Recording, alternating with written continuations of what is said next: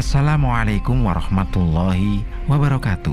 Hai para sahabat berita Islam yang setia, semoga kita selalu dalam lindungan Allah Subhanahu wa Ta'ala dan senantiasa diberikan kemudahan dalam segala hal. Oh ya, sebelum menyimak videonya, alangkah baiknya tekan dulu tombol subscribe dan bunyikan loncengnya biar kalian tak ketinggalan untuk menyimak video terbaru dari kami.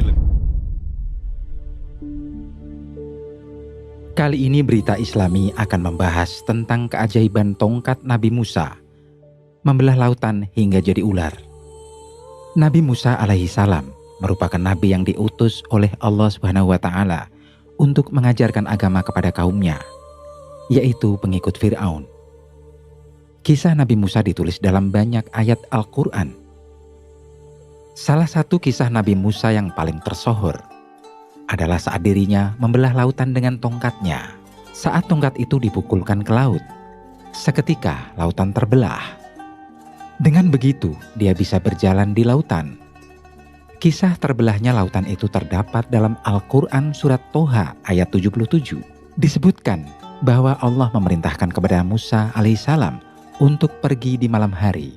Dan sungguh telah kami wahyukan kepada Musa, pergilah bersama hamba-hambaku Bani Israel pada malam hari, dan pukullah untuk mereka jalan yang kering di laut itu. Tidak perlu takut akan tersusul dan tidak perlu khawatir akan tenggelam. Quran Surat Toha ayat 77.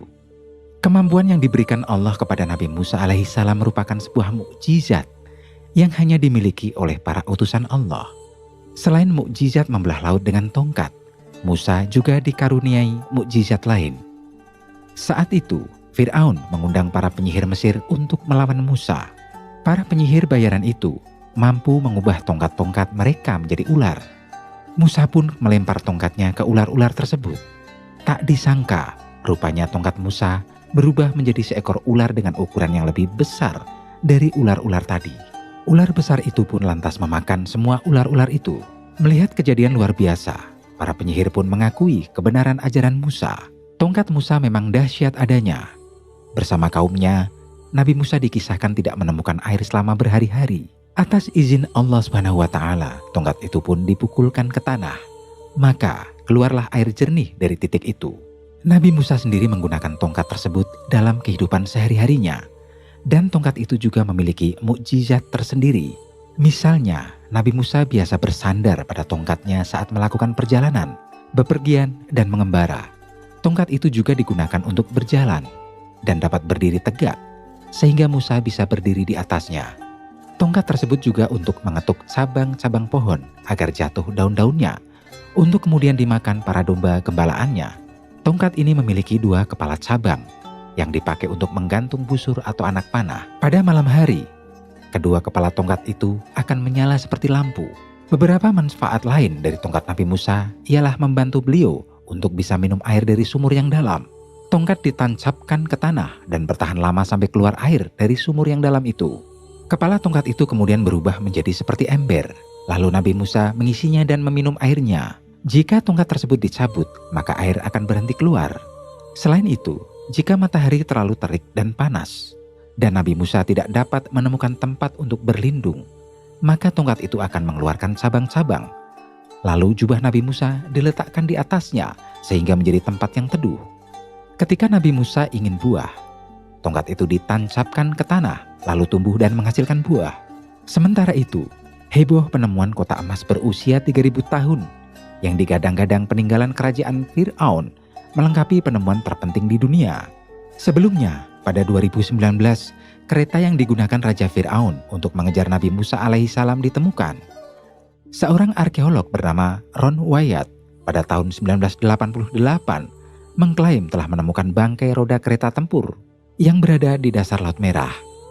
Ron Wyatt mengatakan bahwa bangkai kereta tempur Pharaoh yang tenggelam di Laut Merah tersebut digunakan saat mengejar Musa bersama para pengikutnya. Semua mata dunia tertuju ke Mesir. Ron Wyatt bersama para peneliti lain juga menemukan beberapa tulang manusia dan tulang kuda di tempat yang sama. Adanya temuan tulang belulang itu memperkuat dugaan kerangka bala tentara Pharaoh yang tenggelam di Laut Merah, didukung juga oleh hasil pengujian yang dilakukan di Stockholm University terhadap beberapa sisa tulang belulang yang ditemukan. yang dinyatakan memang benar adanya. Para peneliti menyebutkan bahwa struktur dan kandungan tulang yang ditemukan telah berusia sekitar 3.500 tahun. Sementara kisah pengejaran Nabi Musa juga diperkirakan terjadi dalam kurun waktu yang sama, sekitar 3.500 tahun lalu. Tidak hanya tulang yang ditemukan, ada benda lain yakni poros roda, salah satu kereta kuda tentara Fir'aun, yang kini telah berubah menjadi batu karang. Uniknya, dari beberapa bangkai kereta tadi, ditemukan juga sebuah roda yang terdiri dari 4 buah jeruji yang terbuat dari emas. Dapatkah kita membayangkan berapa besar gaya yang diperlukan untuk bisa membelah air laut yang kedalamannya mencapai ratusan meter untuk waktu yang cukup lama? Menurut perhitungan para ahli fisika, diperkirakan butuh tekanan atau gaya persatuan luas sebesar 2.800.000 Newton meter persegi, atau setidaknya diperlukan hembusan angin yang sangat kuat dengan kecepatan konstan 30 meter per detik atau 108 km per jam. Jika kerajaan dan kereta kuda ditemukan, lalu kemana salah satu peninggalan Nabi Musa yang paling ikonik dan dicari adalah tongkat beliau? Seperti yang kamu tahu, tongkat ini selalu menemani Nabi Musa ketika tengah berada di situasi yang genting. Entah melawan sihir-sihir bawahan Fir'aun sampai membelah Laut Merah. Banyak yang percaya jika tongkat Nabi Musa memang ada. Namun, keberadaannya tak pernah bisa diketahui. Dugaannya, tongkat ini ada di dalam sebuah kotak bernama The Ark of the Covenant. Kotak tersebut sendiri juga belum pernah ditemukan. Oke para sahabat Berita Islami, semoga apa yang kita sampaikan bermanfaat untuk kita semua. Kita akan sambung lagi di lain waktu dan kesempatan. Tetaplah stay tune di channel Berita Islami. Wassalamualaikum warahmatullahi wabarakatuh.